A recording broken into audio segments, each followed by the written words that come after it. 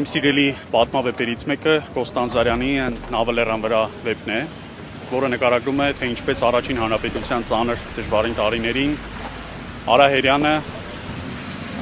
շատ մեծ ջանքերի գնով մի նավ է բերում հասցնում Հայաստան, եզները լծած եւ փորձում է տանել Սևանա լիճ։ Այս պատմավեպի ամբողջ իմաստն այն է, որ մարդու նվիրումը հայրենիքի հանդեպ պետք է իրոք անսահման լինի եւ